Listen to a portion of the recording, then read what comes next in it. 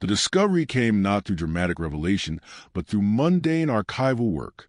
In the climate control basement of the Alabama Department of Archives and History, a graduate student named Jennifer Whitmore was cataloging routine plantation documents when she encountered something that made her pause. Before we go deeper, let us know in the comments where you're watching from and what time you hit the play button. Among the yellowed pages of the Montgomery Plantation Inventory from 1842 lay a single line that defied conventional record-keeping practices of the antebellum South. The ledger itself was unremarkable at first glance, a standard accounting of property that planners maintained with meticulous care. Page after page listed the enslaved people who generated the Montgomery family's wealth. Field hands valued by age and strength, skilled craftsmen noted for their particular trades, domestic servants categorized by their household duties. Each entry followed the rigid formula of the era: name or designation, approximate age, assessed monetary value, and assigned labor category. Jacob, age 34, field hand, $1,200. Dinah, age 28, cook, $900. Samuel, age 16, stable hand, $600. But then, on page 17, appeared the anomaly that would consume Whitmore's research in the next 3 years. Isaac, age 19, mulatto, $800, assigned to both daughters for domestic use. The phrasing jarred against every other entry in the volume. Enslaved people were assigned specific tasks or locations: the kitchen house, the fields, the gin, the stables. They might be noted as belonging to a particular family member's personal property, inherited or gifted. But assigned to both daughters was unprecedented in Whitmore's extensive experience with such documents.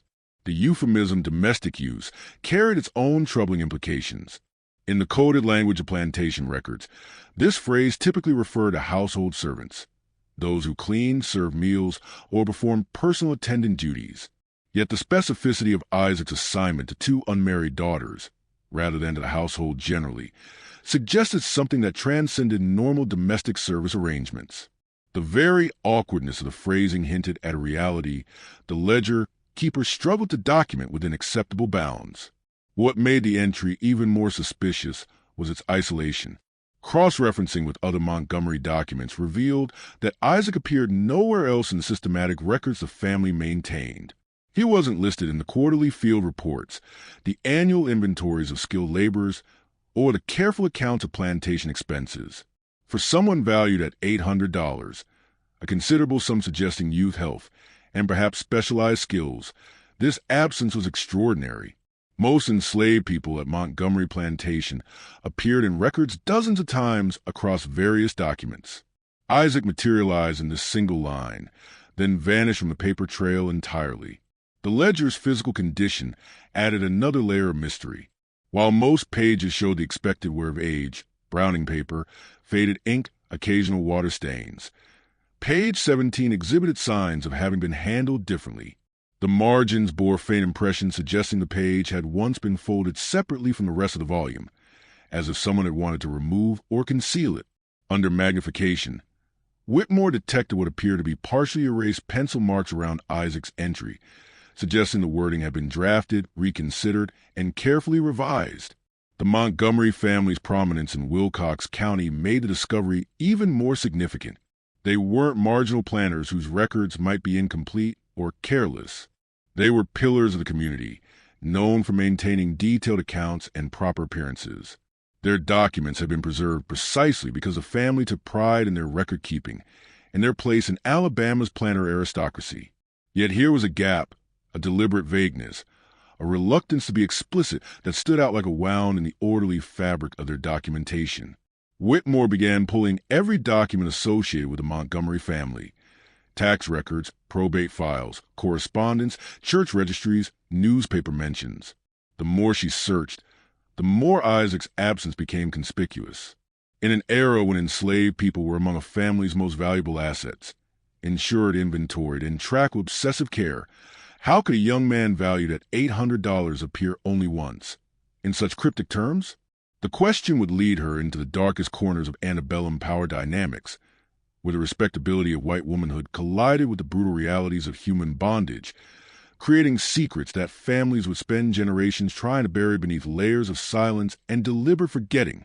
Eliza and Catherine Montgomery came into the world in 1821 and 1823 respectively, born into a stratum of Southern society where every aspect of existence was governed by intricate codes of behavior, reputation, and racial hierarchy.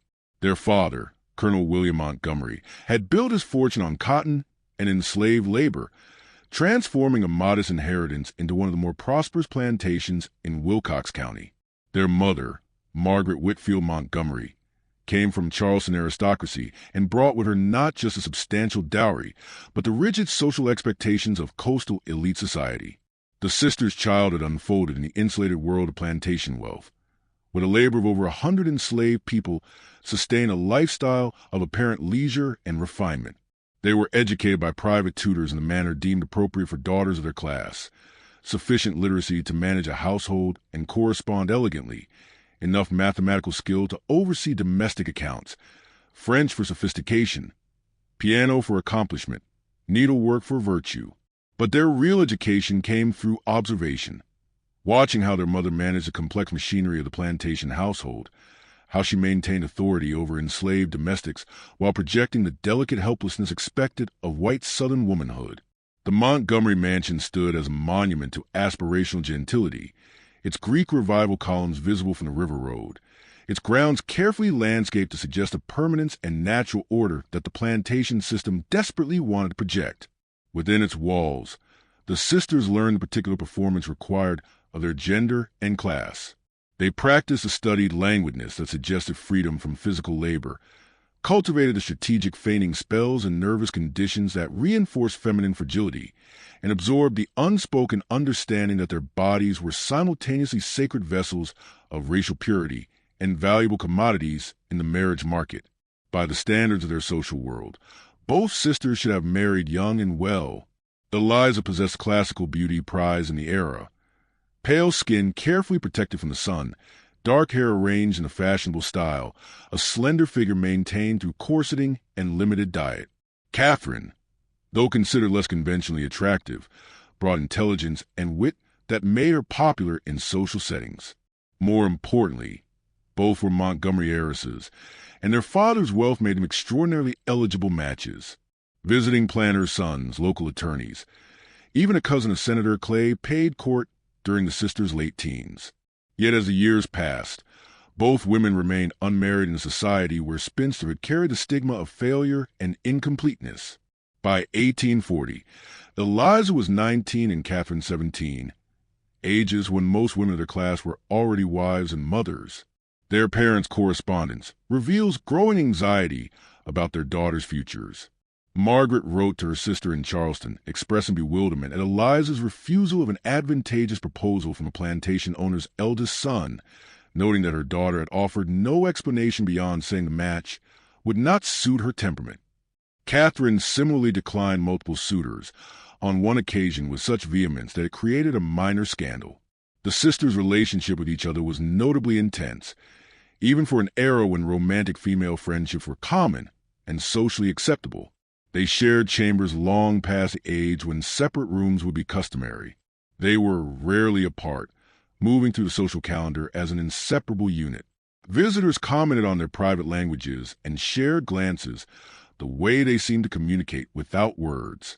Some observers found this closeness charming. Others detected something exclusive and slightly unsettling in their self-contained world. By 1842, both sisters had effectively withdrawn from the marriage market, a decision that baffled their social circle and distressed their parents. In their early 20s, they should have been establishing their own households and producing the grandchildren expected of their position. Instead, they remained in their father's house, occupying an ambiguous social position that became increasingly difficult to navigate as their unmarried state grew more conspicuous. Letters from the period reveal that speculation about the sisters had begun to circulate in Selma society. Were they too particular in their standards? Did they harbor secret disappointments? Was there some physical or temperamental deficiency that made them unsuitable for marriage? The historical record suggests that Colonel Montgomery, pragmatic about his daughter's futures, began considering how to provide for them as permanent dependents rather than temporary residents awaiting marriage. He expanded their wing of the house, created separate household accounts for their use, and made legal arrangements to ensure their financial security.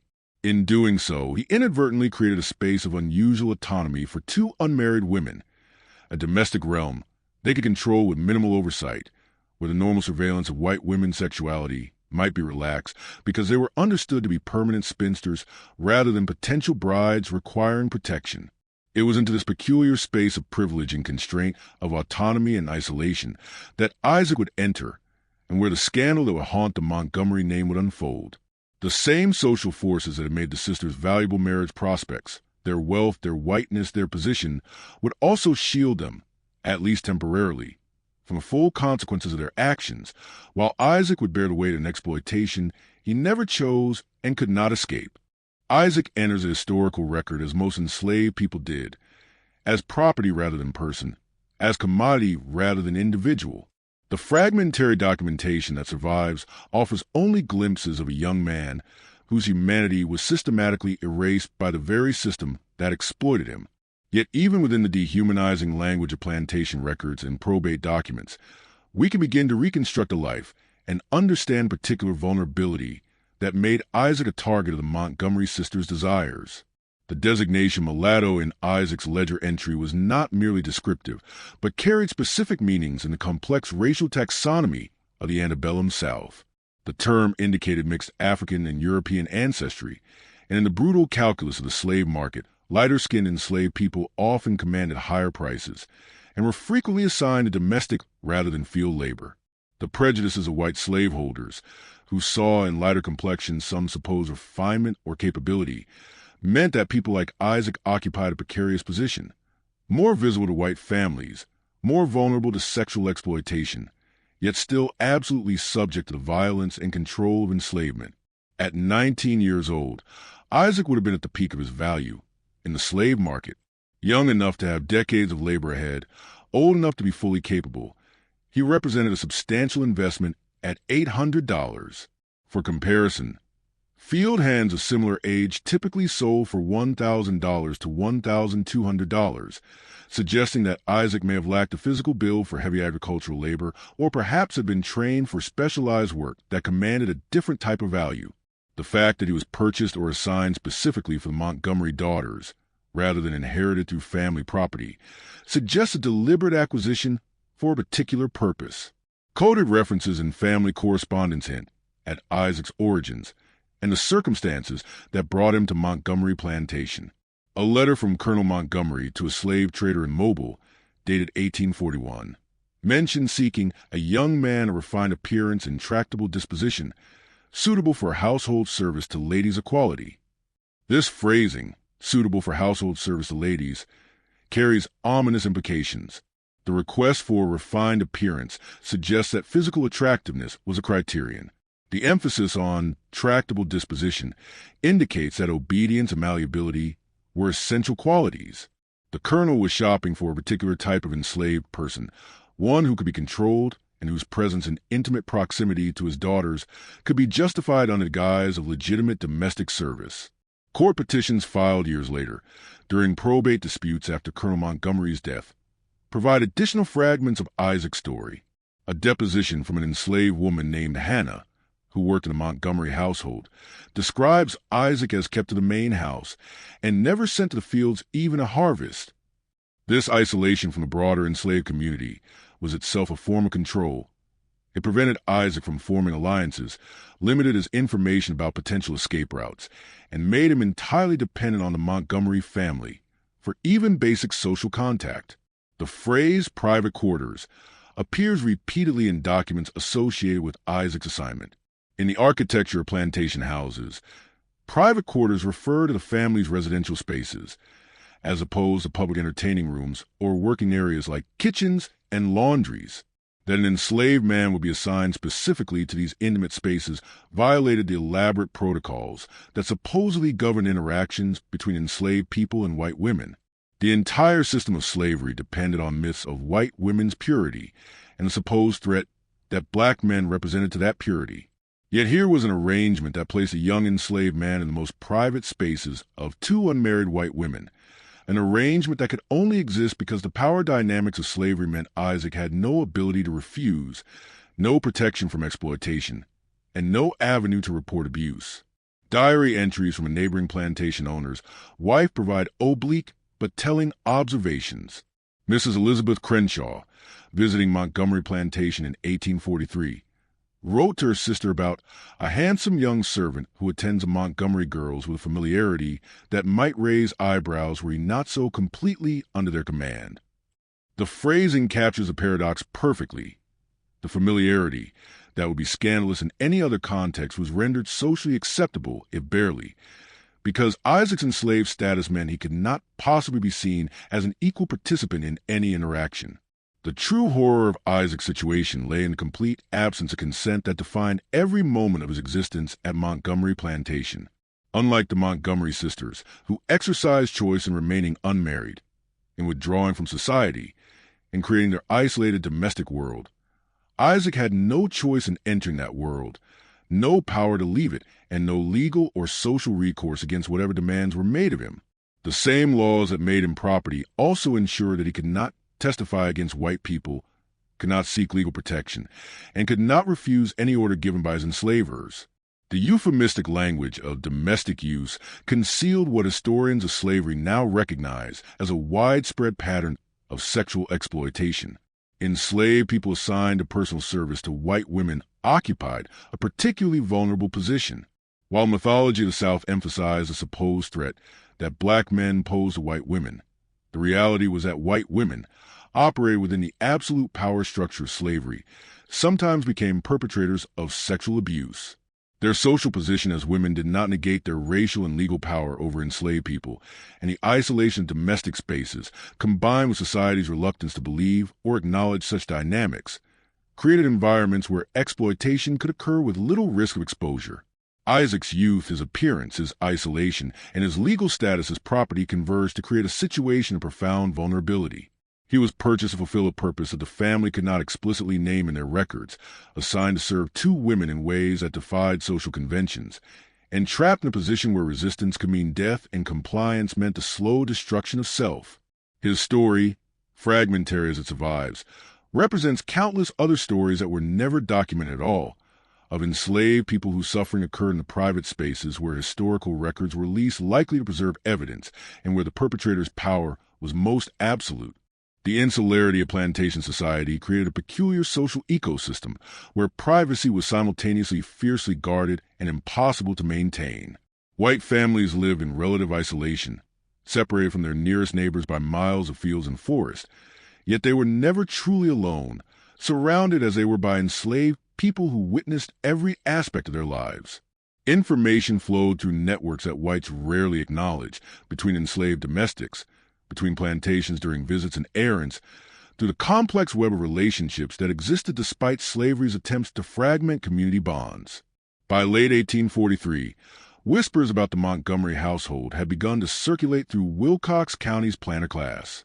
The nature of gossip in the society was necessarily coded and indirect. Direct accusations, particularly those involving sexual impropriety, violated the elaborate codes of genteel behavior. Instead, innuendo and implication carried meanings that everyone understood, but no one would explicitly articulate. Women whispered behind fans at church services. Men exchanged significant looks at the Selma courthouse. The Montgomery sisters became the subject of what one contemporary called speculation of a nature too delicate to commit to paper.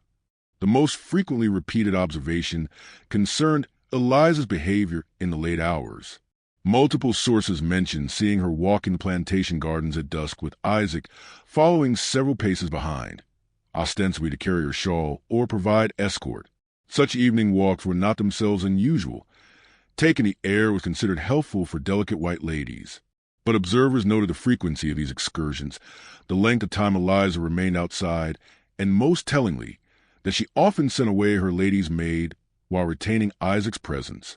A neighbor's diary entry from October 1843 remarks acidly that Miss Eliza Montgomery seems to require her manservant's attendance at all hours, while her sister keeps the house.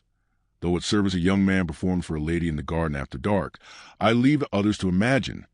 Catherine's withdrawal was equally noted, though it manifested differently.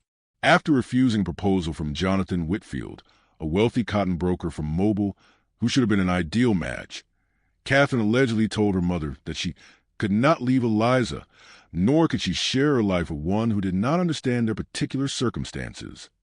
The phrasing was odd enough to be repeated in multiple accounts, suggesting that something about the sister's situation required understanding or tolerance that a conventional husband might not provide.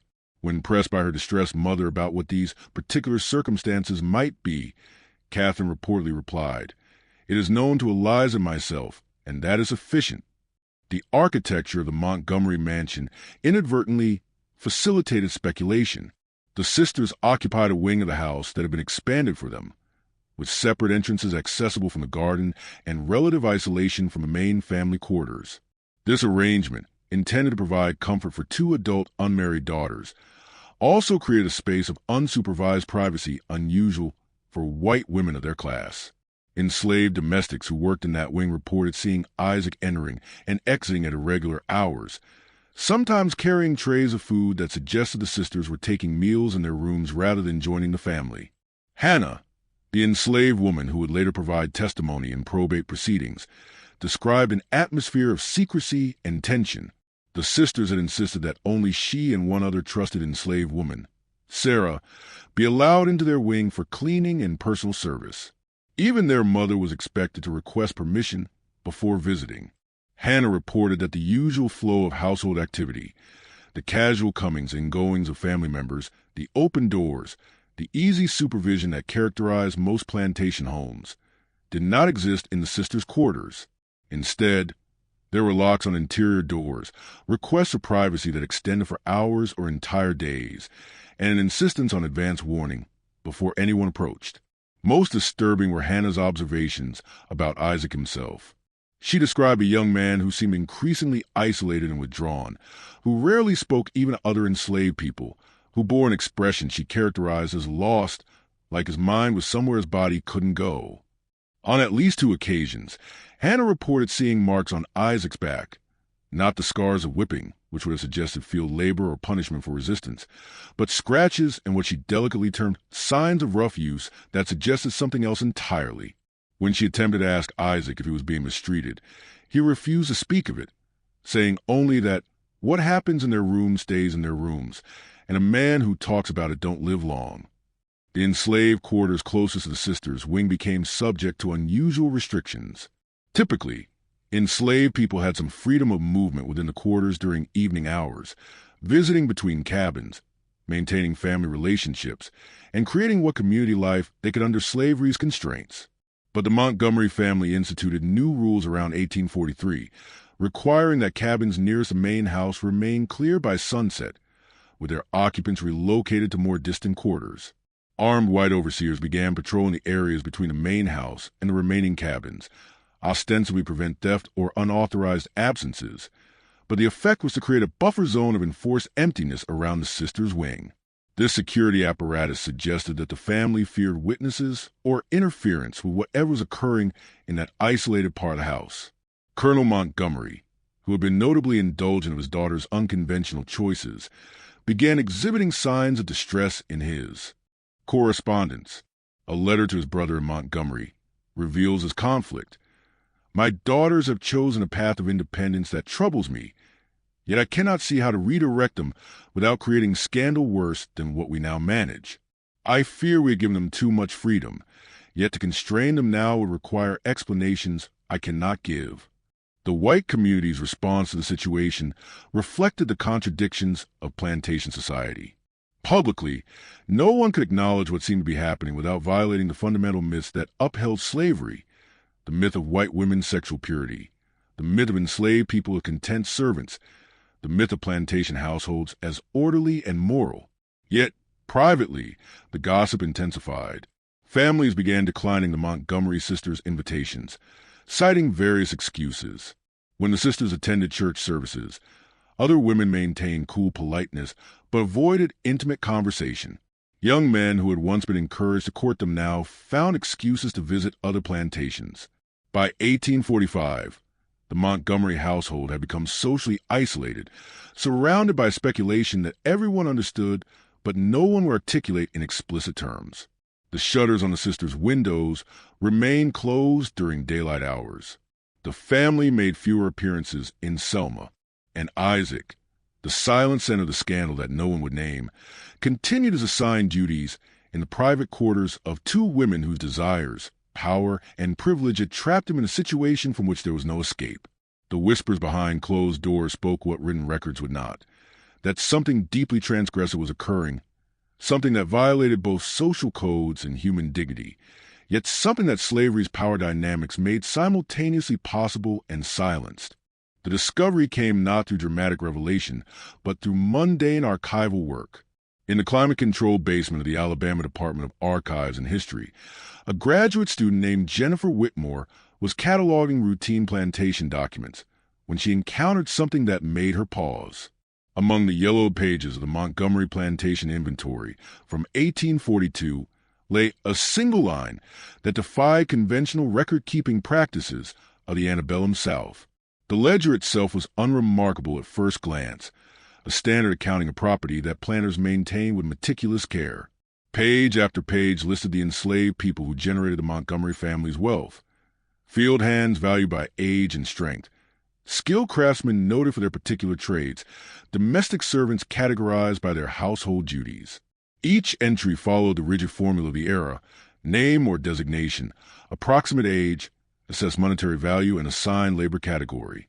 Jacob, age 34, field hand, $1,200.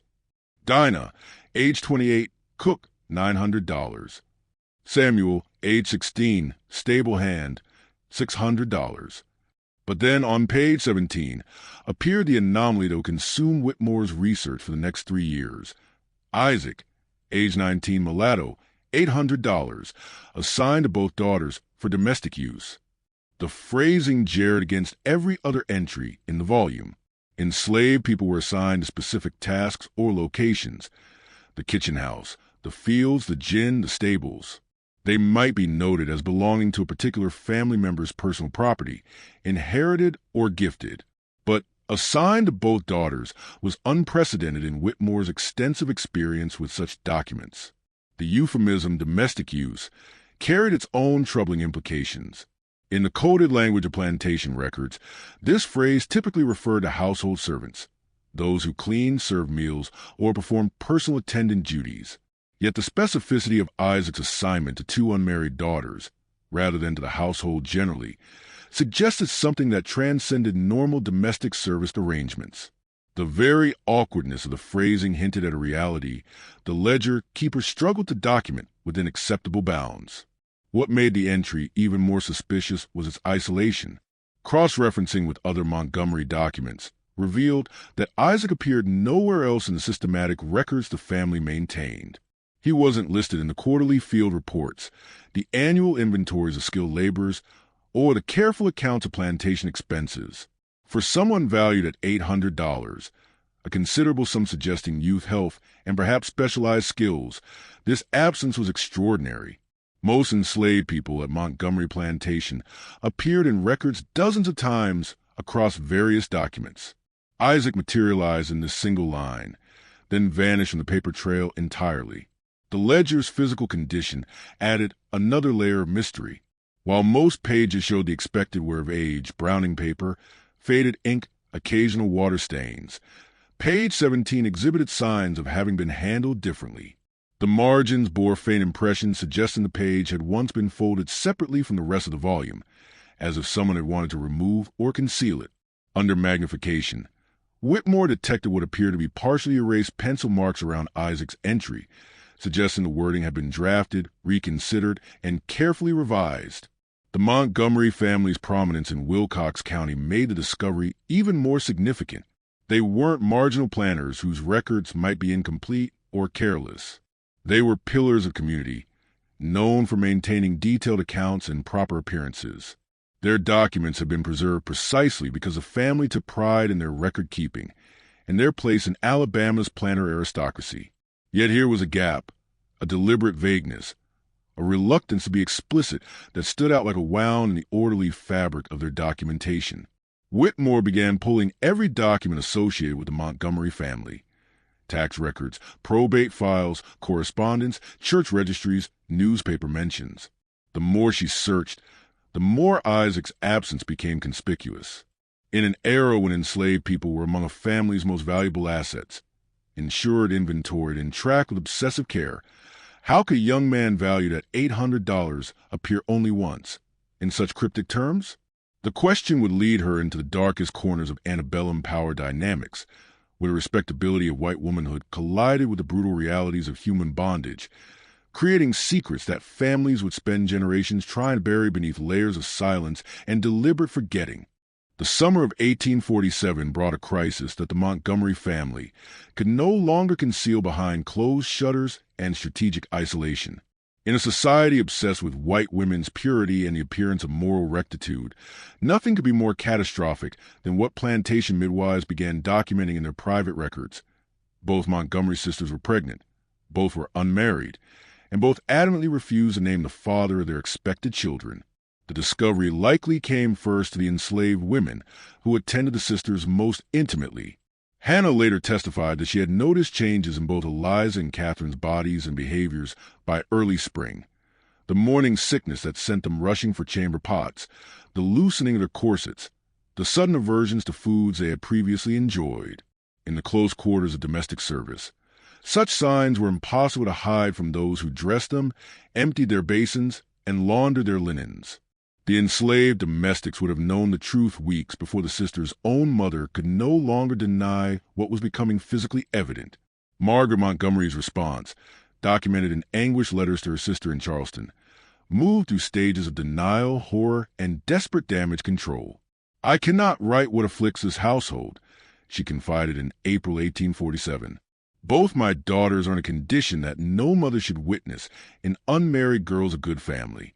They speak not of how this came to pass, nor will they name the man or men responsible. My husband rages, then falls into despairing silence. We are ruined unless we can manage this with absolute discretion." The question of paternity would have been the first and most urgent concern. In a conventional scandal, pressure would be applied to identify the man responsible and arrange a hasty marriage to preserve reputation. But the sisters' stone-faced refusal to provide names suggested a situation more complex and more damning than a simple tale of seduction by an inappropriate suitor. Colonel Montgomery's correspondence reveals his suspicion and horror as he confronted the possibility that no white man was involved, that the father might be someone whose identity could never be publicly acknowledged because doing so would expose an exploitation that even slavery's defenders found difficult to justify. The physical resemblance between the sisters' pregnancies was itself remarkable. They appeared to be progressing at nearly identical rates, suggesting conception within the same narrow window of time. This simultaneity would later fuel speculation about whether both sisters had been involved with the same man, a theory that gained credence from Isaac's unique position as the only male with regular, unsupervised access to both women's private quarters. The statistical improbability of two sisters, living in isolation, becoming pregnant at virtually the same moment by different fathers, was not lost on observers even then. Colonel Montgomery made the decision to manage the crisis through secrecy and isolation. In May 1847, he announced that his daughters were suffering from a delicate nervous condition requiring complete rest and seclusion, and that they would be withdrawing from all social engagements indefinitely. This explanation, while thin, was plausible enough in a culture that accepted and even expected white women to be fragile and prone to mysterious ailments. The family stopped receiving visitors entirely. The sisters were confined to their wing of the house, attended only by Hannah and Sarah, who were warned that discussing the family's private affairs would result in immediate sale to the harshest conditions in the Deep South. The summer passed in suffocating secrecy. The Montgomery mansion, once a center of county social life, became a closed and mysterious place. Delivery wagons were turned away at the gate. Church attendance ceased. The family's accounts show payments to a physician from Mobile, Dr. Ezekiel Carr, brought in specifically because he had no local connections and could be trusted to maintain silence. His records, discovered in a mobile archive in 2003, confirm attendance at a delicate situation involving two young ladies of quality, and noted professional discretion in recording only the medical details necessary for treatment. The births occurred in the oppressive heat of late August 1847, just days apart. Eliza delivered first on August 21st, a daughter. Catherine followed on August 24th with a son. In typical plantation births involving white women of means, such events would be occasions for celebration, with christenings promptly scheduled and birth announcements sent to family and friends. Instead, the Montgomery births occurred in absolute silence. No announcements appeared in newspapers. No letters congratulated the new mothers. The family Bible, where births were customarily recorded with pride, contains no entries for these children. What the official records omit, other sources quietly document. Hannah's testimony describes two infants whose appearance immediately caused distress among the white family members present. Both babies showed what she carefully termed features that suggested their father was not of pure European descent. In the racialized obsession of the antebellum South, where white families scrutinized every detailed appearance for signs of racial mixture, these infants' features, the texture of their hair, the tone of their skin, the shape of their features, told a story that the Montgomery family desperately wanted to suppress. The baptismal records, preserved in the Selma Episcopal Church archives, provide chilling evidence of the family's dilemma. Both children were christened in a private ceremony conducted at the plantation by Reverend Samuel Foster, who agreed to perform the service away from public eyes. The entries in the baptismal register list the children's names: Sarah Margaret, Eliza's daughter, and William Henry, Catherine's son, and their mothers' names. But the column for paternal information remains conspicuously blank. Reverend Foster's personal diary, discovered decades later, reveals his discomfort. I was asked to baptize two innocents born into circumstances I was not permitted to question. The absence of Father's names troubles me deeply, but the colonel assured me this was a family matter requiring pastoral discretion rather than judgment. The resemblance between the two infants and Isaac was noted by those who had the opportunity to see them. Hannah stated explicitly in her later testimony that anyone with eyes could see those babies had Isaac's look about them, the same cast of their features, the same coloring. Sarah, the other enslaved woman permitted in the sisters' wing, corroborated this observation.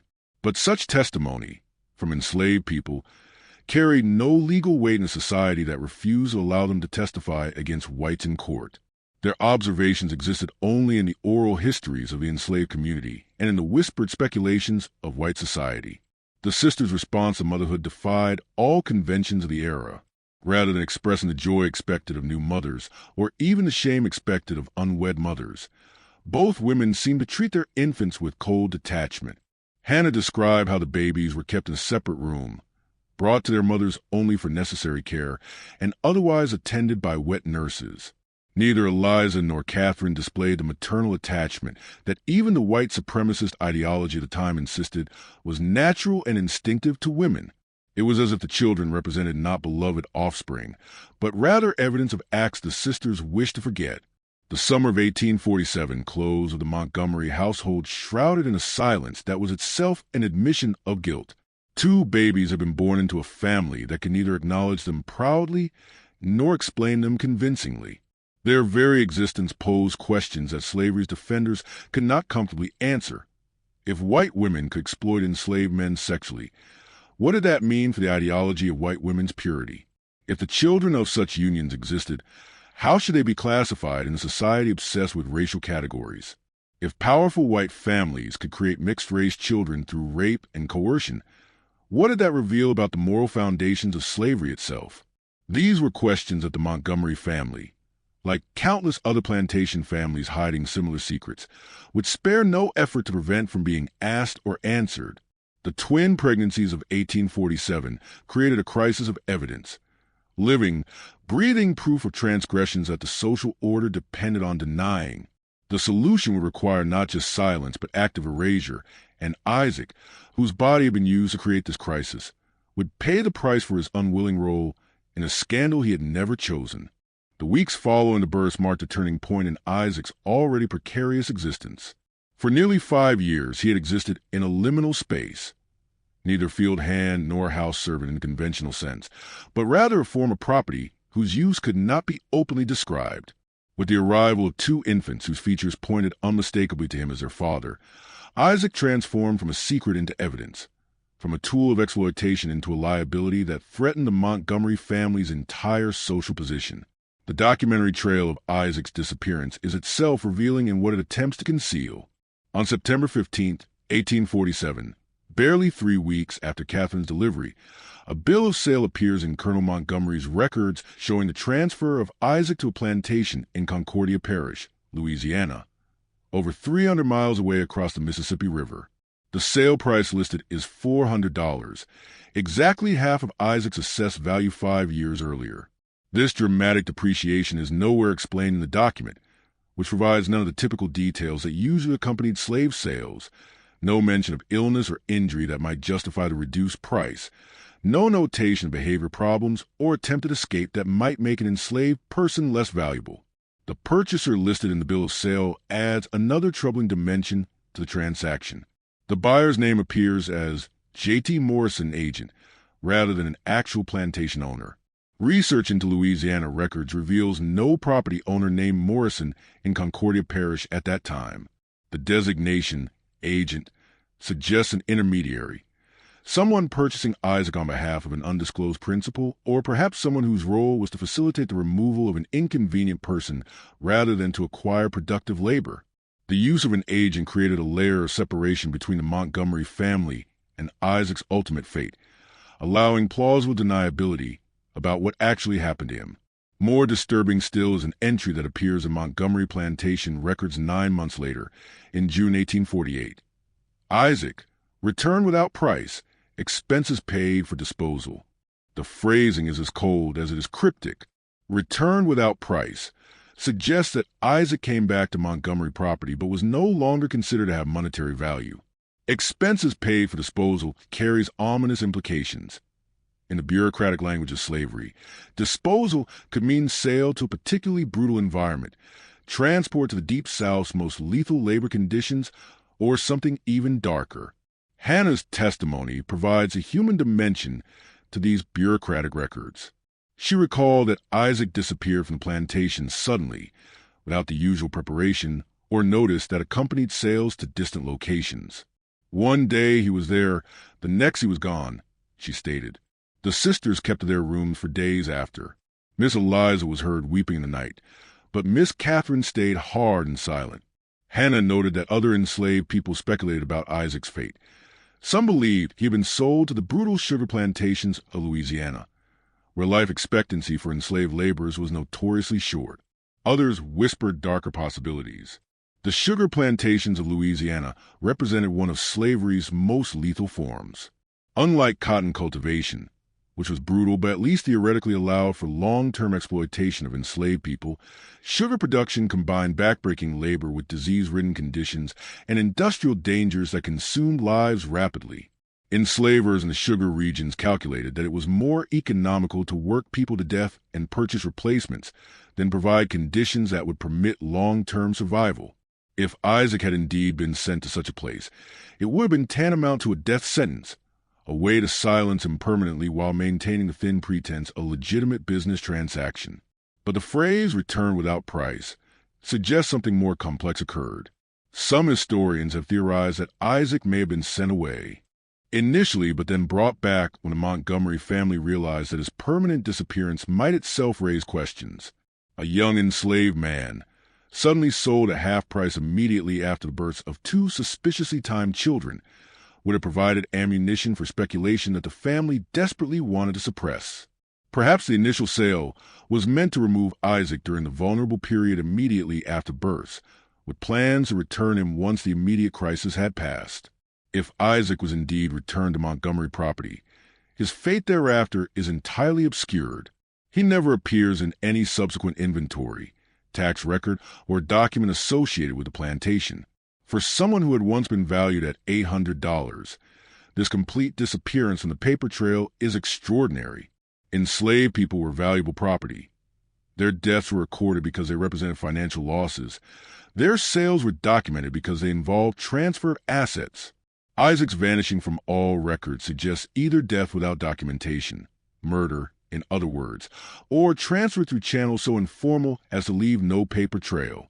The psychological impact on Isaac of these events can only be imagined, but the fragmentary evidence suggests a trajectory of profound trauma. From the oral histories collected from descendants of Montgomery Plantation's enslaved community in the early 20th century comes a story, impossible to verify but consistent with other evidence, of a young man who served the Montgomery daughters and was never right in his mind after, and who disappeared in a way that made folks afraid to ask questions. The story suggests that Isaac, if he survived his removal and possible return, did so as a broken person, a living ghost whose very existence was a secret that had to be kept. Colonel Montgomery's correspondence from late 1847 and early 1848 reveals a man under extreme stress. Letters to his brother include veiled references to having dealt with the source of our recent troubles and taking measures that no father should be required to take to protect his daughter's futures. The phrasing suggests active intervention, not merely selling an enslaved person in a routine business transaction, but orchestrating something more deliberate and more final. The colonel's health, which had been robust, declined sharply during this period. By 1849, he was suffering from what physicians termed nervous collapse. The question of what exactly happened to Isaac remains one of the many silences in this story, a gap in the record that is itself an indictment. In a system where enslaved people were valuable property tracked with meticulous care, the disappearance of a young man, without clear documentation, suggests deliberate destruction of evidence.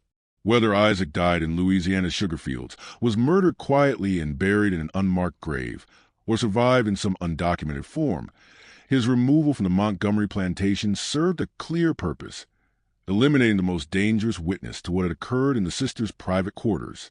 Isaac's vanishing accomplished what whispers and speculation could not.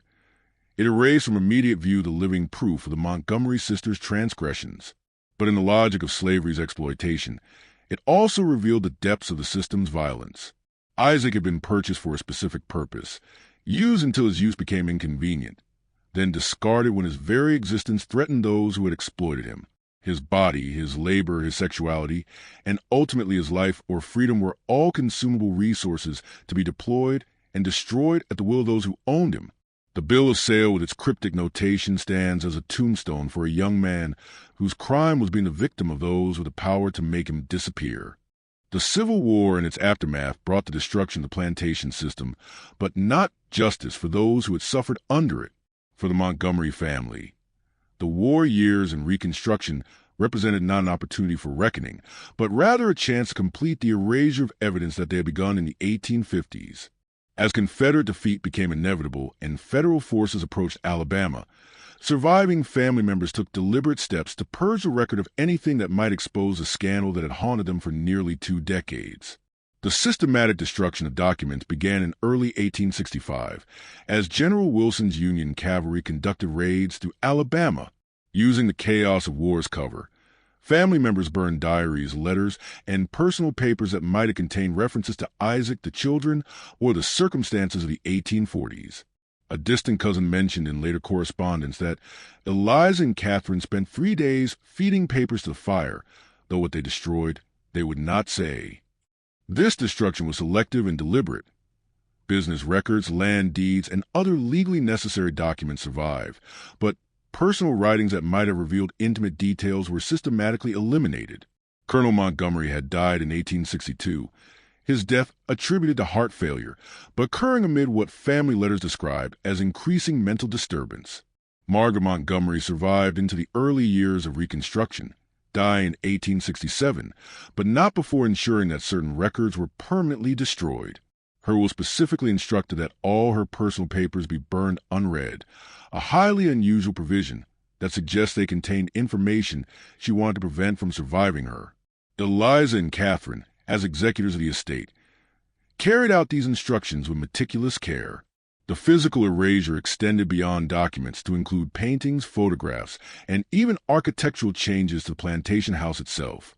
Family portraits from the 1840s, which might have captured the sisters during the period of scandal, were removed from walls and reportedly destroyed.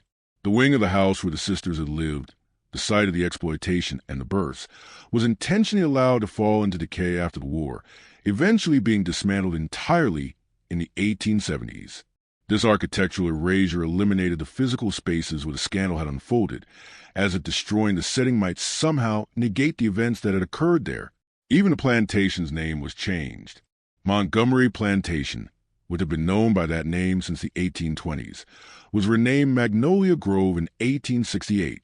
This rebranding was part of a broader pattern of reinvention that many formerly slaveholding families undertook during Reconstruction, attempting to distance themselves from the antebellum past and create new identities untainted by the specific scandals or brutalities of the slavery era.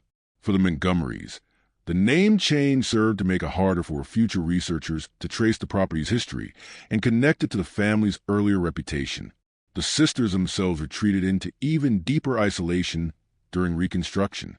They never left the plantation after 1865, rarely received visitors, and lived as recluses in the remaining habitable portions of the house.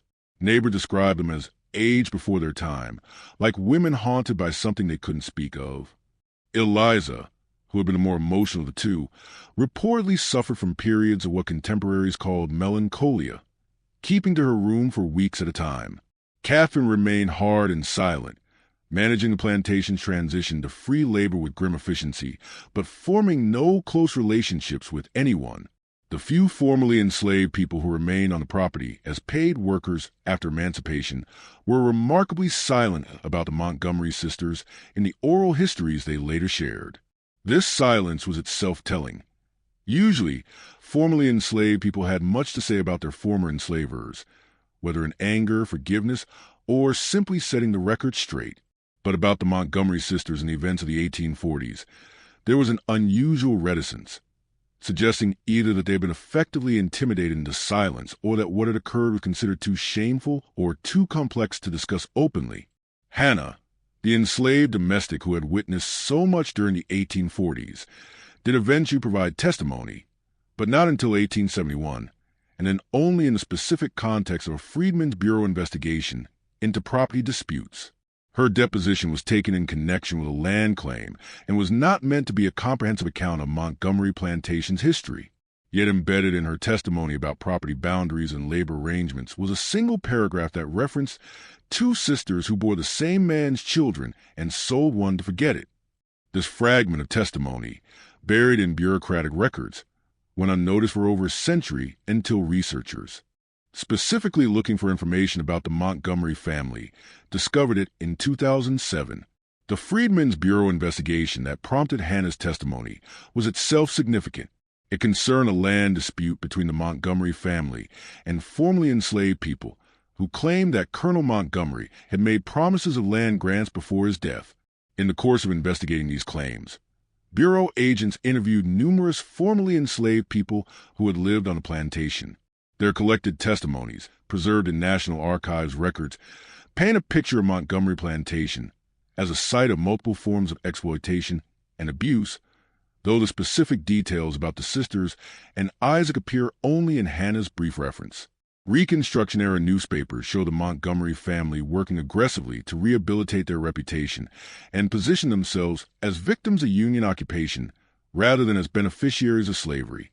Catherine, in particular, contributed to the emerging lost cause narrative, writing letters to local newspapers about the supposed kindness of the Montgomery family toward their enslaved workers and the hardships of war and Reconstruction.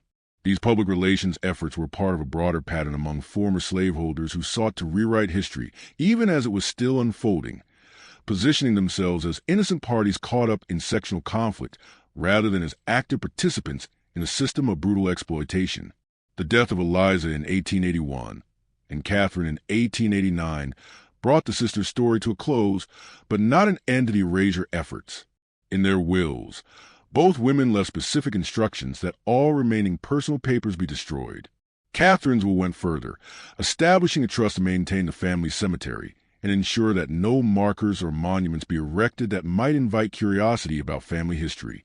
The cemetery itself, containing graves of multiple Montgomery generations, includes no mention of Isaac, no markers for the children born in 1847, and notably sparse information on the sisters' own gravestones, just their names and dates, with none of the elaborate epitaphs common to era. Subsequent generations of the Montgomery family, scattered by migration and the economic disruptions of the late 19th century, maintained the silence their predecessors had established. Family reunions carefully avoided discussion of the antebellum period. When younger generations asked questions about family history, they were told vague stories about the plantation's prosperity and the family's suffering during the war, but nothing about the specific events of the 1840s. The scandal, through deliberate effort and the passage of time, faded from collective memory. By the early 20th century, the Montgomery scandal existed only in fragments, a cryptic ledger entry preserved by accident, a brief mention in a Freedmen's Bureau deposition, faded memories in the formerly enslaved community that were rarely shared with white researchers. The erasure was nearly complete, yet the very thoroughness of the effort to destroy evidence paradoxically preserved the outline of what had been hidden, the gaps in the record, the destroyed documents, the renamed plantation, the architectural demolition. All of these pointed to something significant enough to require such comprehensive concealment. Historians trained to read silences could see in the absence of evidence the shape of what had been deliberately removed, like archaeologists inferring the presence of a building from the pattern of its absence in the soil. For more than 150 years, the Montgomery scandal existed as whispers and fragments, its truth deliberately obscured by those who had the power to control historical narratives. But in the 21st century, a technology that the Montgomery sisters could never have imagined would resurrect the buried story in a form that could not be denied or explained away. DNA evidence that would connect living descendants and force a reckoning with a past that many believed had been successfully erased. The breakthrough came through consumer genetic testing, which by the 2010s had become accessible to millions of Americans curious about their ancestry. In 2014, a woman named Diane Richardson from Birmingham, Alabama, submitted her DNA to an ancestry database, hoping to learn more about her family's roots. Richardson, who identified as white and had always understood her heritage to be entirely European, was surprised when her results showed approximately 25% African ancestry. Even more surprising, the database notified her of a genetic match suggesting she had a half-sibling she'd never known about. The half-sibling was Marcus Williams, a black man from Montgomery, Alabama, who had also submitted his DNA to trace his roots. Williams's family had always known they had mixed ancestry and had oral histories suggesting connections to prominent white families during the slavery era, but they had no documentation to support these stories. The genetic match between Richardson and Williams indicated that they shared one biological parent. But given their different racial identities and the fact that they had been raised in completely separate families, this connection was both baffling and intriguing. Working with genealogists specializing in African American family history, Richardson and Williams began the painstaking process of tracing their family trees backward through census records, birth certificates, marriage records, and other documentation. Richardson's family tree was relatively easy to trace through conventional records. Her lineage went back through documented white families in Alabama. Williams's family tree was more challenging, as was typical for descendants of enslaved people whose ancestors often appeared in records only as property without surnames or detailed information. The breakthrough came when Williams's genealogist discovered a baptismal record from 1847 for a child named William Henry, listed with a mother's name but no father. Further research connected this William Henry to the boy sold from Montgomery Plantation in 1860 to a slave trader in Mobile. Following this lead into Mobile, records revealed that William Henry had been sold again, this time to a plantation in Mississippi, where he remained enslaved until emancipation. After the Civil War, he had taken the surname Williams and established a family, and Marcus Williams was his great-great-grandson. Richardson's genealogist, meanwhile, had traced a maternal line back to a woman named Sarah Margaret Thompson, who appeared in Charleston, South Carolina records in the 1860s as a young woman of unclear origins living with a distant branch of the Montgomery family. Birth and marriage records for Sarah Margaret were notably sparse, but family letters discovered in the South Carolina Historical Society archives contained references to her being the Montgomery girl sent away for her own protection. Through multiple converging lines of evidence, It became clear that Sarah Margaret was the daughter born to Eliza Montgomery in 1847. The DNA match between Richardson and Williams made perfect genetic sense once this genealogy was established. They were both descendants of the children born to Montgomery sisters in 1847, making them half-cousins connected to their shared ancestor, Isaac. The genetic evidence also confirmed what historical documents had suggested, that both children had the same father. Moreover, when other descendants of the Montgomery family lines were identified and their public DNA data examined, the results showed genetic markers consistent with recent African ancestry in several branches of the family, evidence that had likely been passed down unknowingly through generations. The revelation created shockwaves through both families and became the subject of intense media attention when the story was reported in the Birmingham News in 2015. For Richardson, the discovery meant confronting a family history that contradicted everything she had been told about her heritage. "I grew up believing I was white, pure and simple," she told reporters. Finding out that my great-great-great-grandmother was a child born from what was essentially rape, and that she spent her whole life hiding her origins, it changes how you understand yourself and your place in history. For Williams, the DNA evidence validated family stories that many had dismissed as unprovable folklore. "My grandmother used to tell us that we were related to the Montgomerys, the big plantation family, and that our ancestor had been enslaved by them in a particular way," Williams explained in an interview. People would kind of smile and nod like she was telling fairy tales. But it was all true. The DNA doesn't lie. The genetic discoveries prompted renewed archival research into the Montgomery family and plantation history. Jennifer Whitmore, the graduate student who had first noticed the anomalous ledger entry back in 2008, partnered with Richardson and Williams to conduct comprehensive research. What emerged was a story detailed in these pages, a narrative pieced together from fragmentary documents, coded correspondence, testimony from the formerly enslaved, and now confirmed by genetic evidence that could not be disputed or explained away. The DNA evidence also enabled researchers to trace other potential descendants of Isaac through genetic genealogy databases. By analyzing the distinctive markers that Isaac's children would have passed to their descendants, genealogists identified at least 7 other living individuals who appeared to be descended from either Sarah Margaret or William Henry. Some of these individuals knew of their connection to Montgomery family. Others, like Richardson, had no idea. Each new connection added another piece of the puzzle, expanding the network of people whose very existence testified to events that had been deliberately buried. The scientific certainty of DNA evidence stood in stark contrast to the deliberate ambiguity of historical records, where documents have been destroyed, where testimony had been suppressed, where names have been omitted from official registers. Genetic material preserved in the bodies of descendants told a truth that could not be burned, edited, or renamed. The Montgomery sisters had controlled the documentary record, but they could not control the biological legacy encoded in their children's cells and passed down through generations. The discovery prompted ethical and emotional challenges for all involved. Some descendants of the white Montgomery line, confronted with evidence of their ancestors' actions, responded with denial or anger. Others expressed willingness to acknowledge the truth and, in some cases, to build relationships with their newly discovered relatives. Family reunions that had once been racially segregated affairs, with white Montgomerys gathering separately from black descendants who had taken other names, began to include representatives from both branches of the family tree. The DNA evidence also reignited scholarly interest in the broader patterns of sexual exploitation under slavery.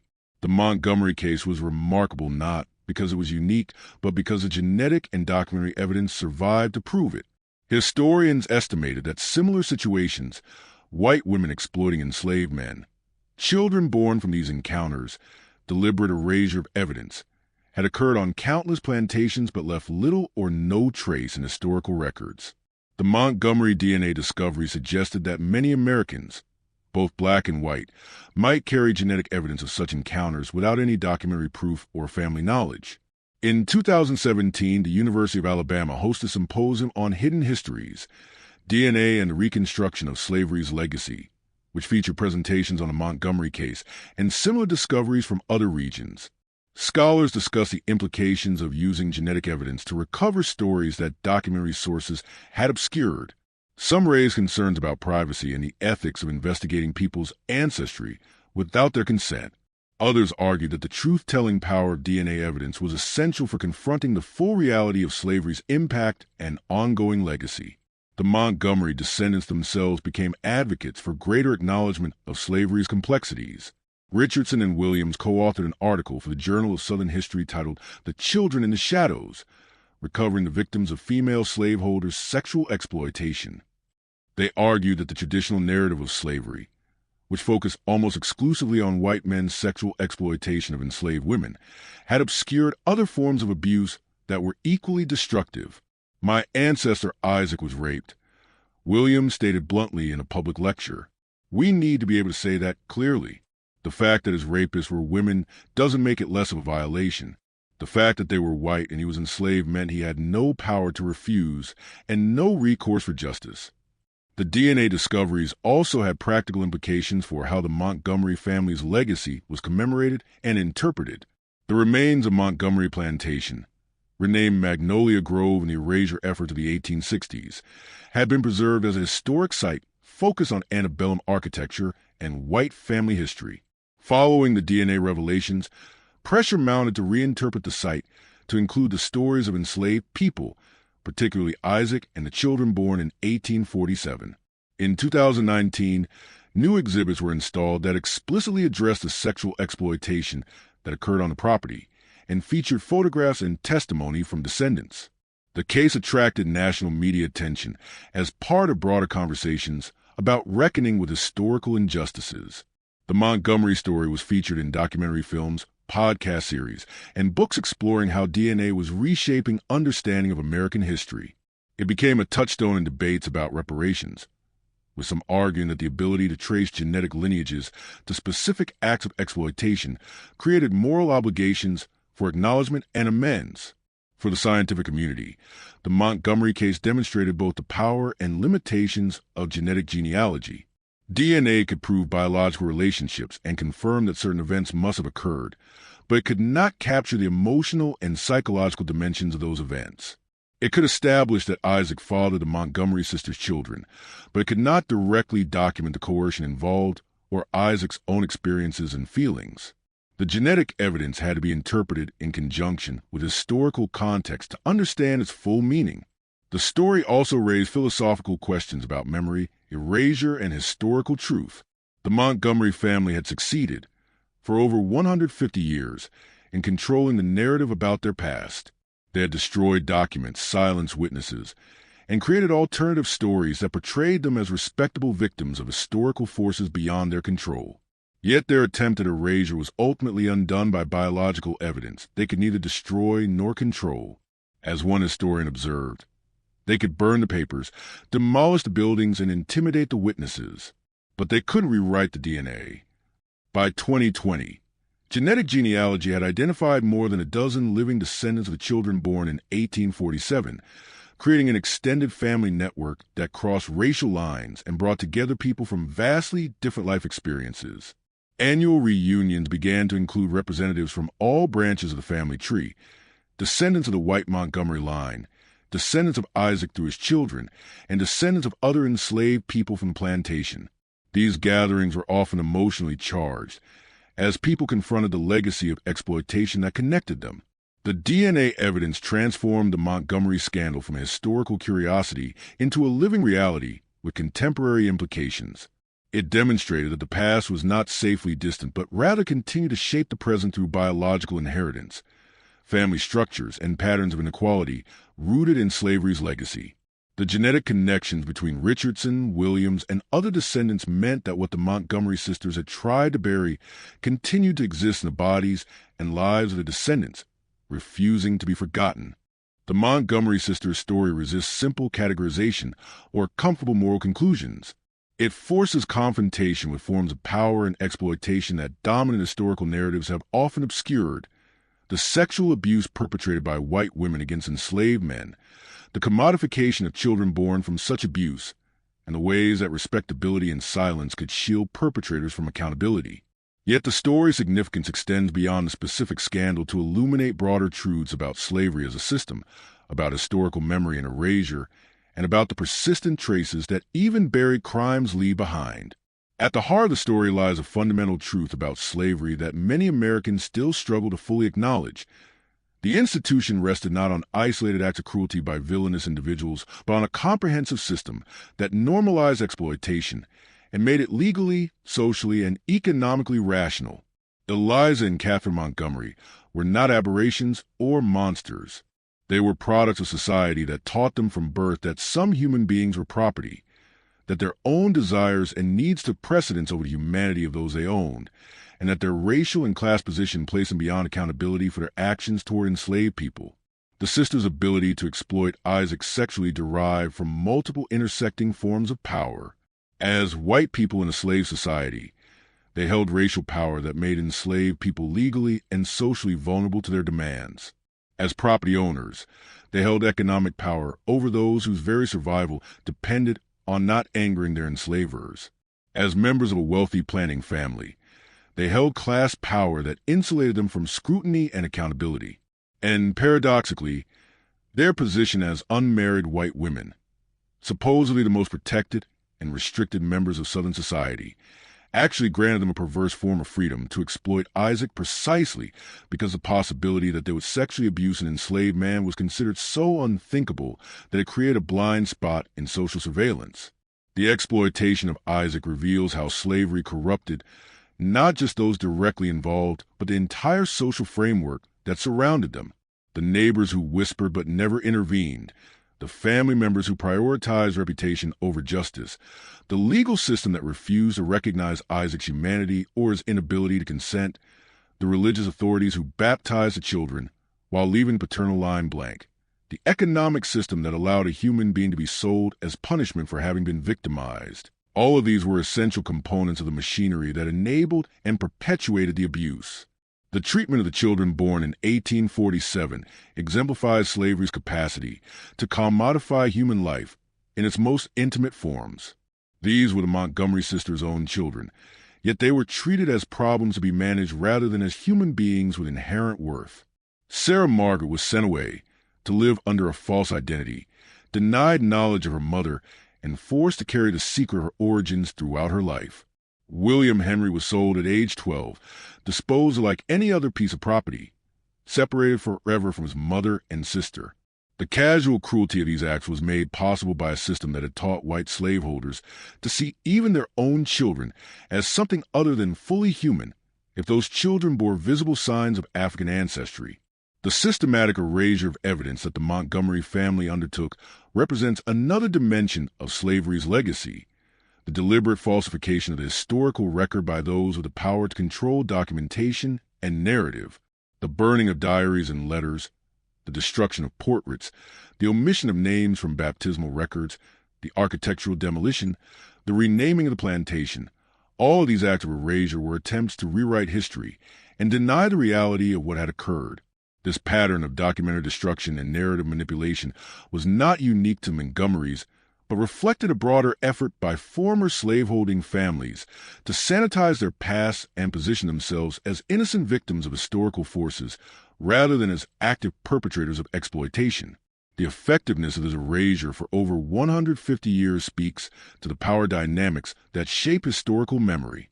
The Montgomery family had the resources, social position, and racial privilege to control how their story was told and preserved. They could destroy documents, intimidate witnesses, and create alternative narratives.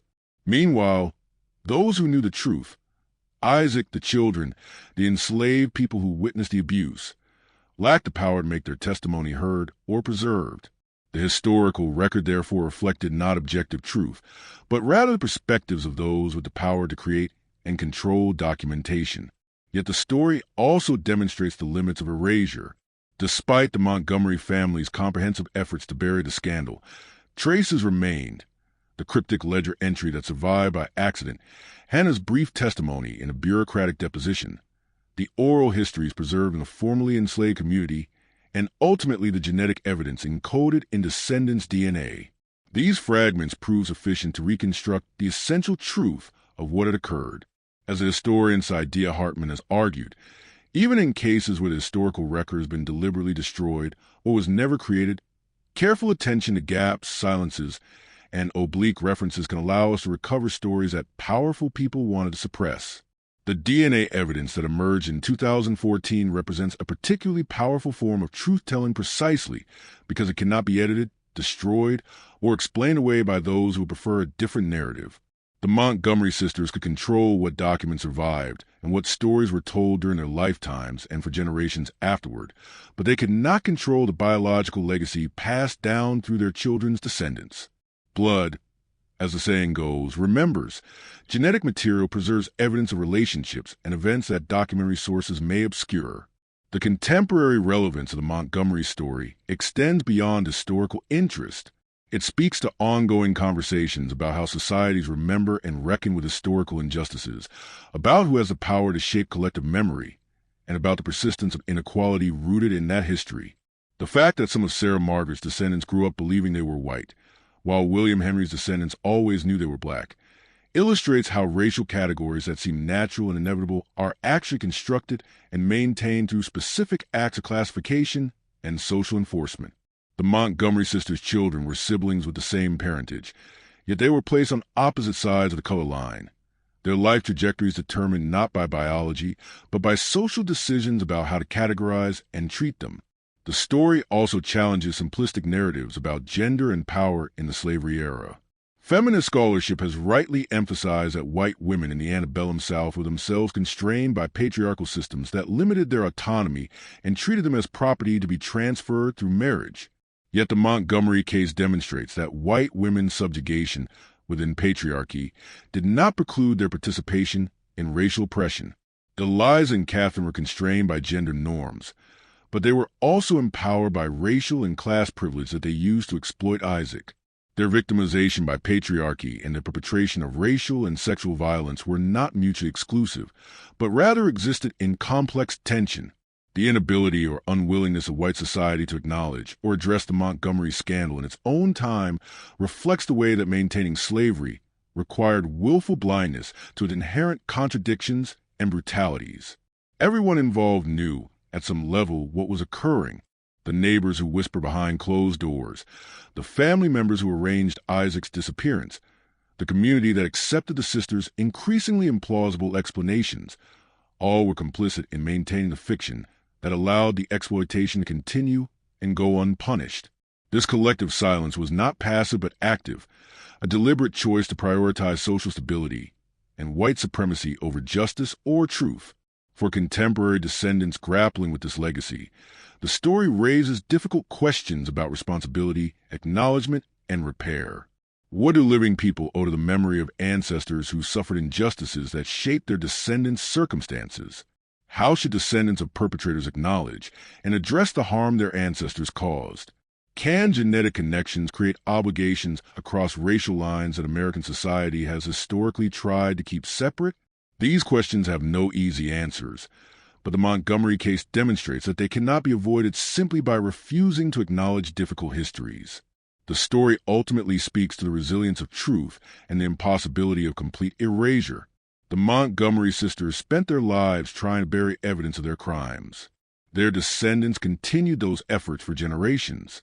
Yet the story survived, in fragments and whispers in genetic material and oblique references, in the persistent questions raised by gaps in the documentary record. The slaves' quarters they tried to make silent, the children they tried to make disappear, the man they tried to erase, all continue to speak through the traces they left behind and the descendants who carry forward their legacy.